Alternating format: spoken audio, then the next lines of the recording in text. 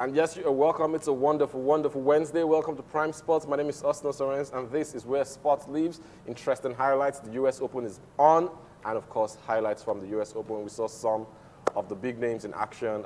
Coco Gauff, Wozniacki, Dixon's Alcaraz, and of course, Novak Djokovic, who's gone back to world number one after that win yesterday. All right, with me in the studio, I already called his name. It's none other than my co-host, co-pilot, Dixon.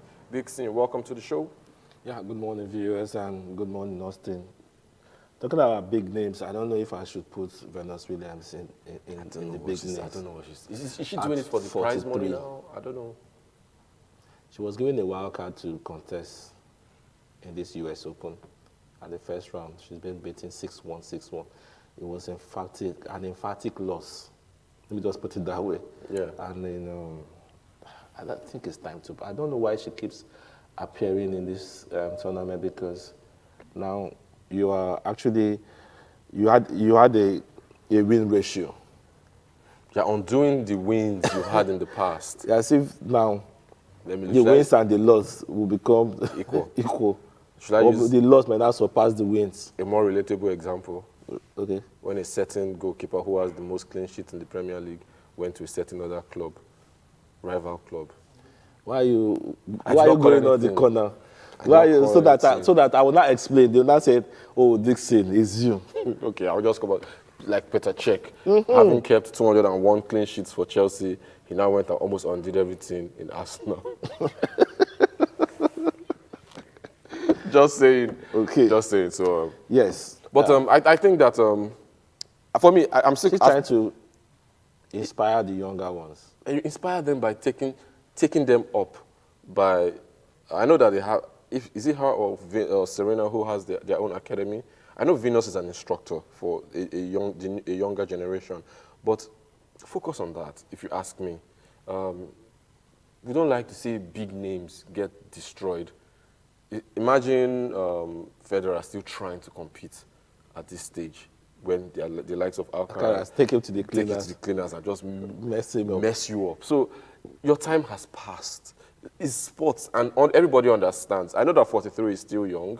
Now that's in the same neighborhood of my age range. So 43 is still young. We are still young, so there's still a whole lot of things we can do in this life. We can become coaches, we can become pundits, we can become sports anchors like us. Because it gets to a stage, especially in sports, we know you have to retire, whether you like it or not. Yes. We know the lifestyle of the sportsman. Yeah. There's a time your brain is telling you something. Your body cannot excuse. Your body cannot excuse. And I'll still give this explanation. I remember when we went to play kick around, sets. The ball was coming to me, and I said, I'm going to trap this ball. I was timing it. My body, I was set in my head. Trapped it. When it came, I wanted to do, but the ball, the ball just passed. So I know it's hard. Something you've been doing for years. That's why you see most footballers, athletes, when they try to retire, they are all emotional, tears. I can understand it takes a while to the emotions involved, but I think that the emotion of missing the game is way less than the emotion of being embarrassed by a youngster. Because everybody you're playing is most likely younger than you. Yeah. So you're not meeting your peers. It's like far even younger than you. So, I mean, in the first round of the U.S. Open that you dominated in your prime. Yeah, she's a two-time winner. Yeah, so, I mean, come on. Do the needful. But if he ended 7-5, 6-4, thereabout. You say, okay, she put up a fight. She put up a fight. It was emphatic. It was an emphatic victory by the Belgian. Yeah, she was absolutely trashed. Oh, man. Well, big ups to Caroline Wozniacki. She made a comeback, and her fairy tale has started. Fairy tale journey to a Grand Slam has started. She took a break, got married, had kids, and came back. Pretty much what Serena wanted to do. And so far, I don't think anybody has executed that successfully, coming back to win a Grand Slam after childbirth. But we're watching to see. That's why I played her highlight. And of course, one of my favorite tennis players, Coco Gauff, she came up she burst into the scene when she was 15. She's 19 now. This 4 years later, and she still hasn't won a Grand Slam yet. She has not won something tangible. This was supposed to be the next. I don't know if there's an improvement. If I should say there's a progress. I didn't see much difference, improvement in her play. I followed her highlights closely, and comparing it with the previous tournaments she's played in, she beat this. She went through because I'll say minimal opposition. By the time she starts to meet seeded players, she'll get knocked out. One of the players we also following is the near. I don't want to. Let me not use that word. The nearly. Let me keep it. Jabbar, the Tunisian, the African. Yeah. She went through, but she's been complaining that she's not feeling well, that she has flu and all that. Almost pulled out in her game, but she saw it through. I hope she takes the medication she needs to take because our eyes, the continent are looking up to her to finally win a Grand Slam. Win a Grand Slam. For me, it was supposed to be this year at the Wimbledon, but I think she's just great on grass. I don't think she's so good on hard court and the rest. She'll try again next year, as far as I'm concerned.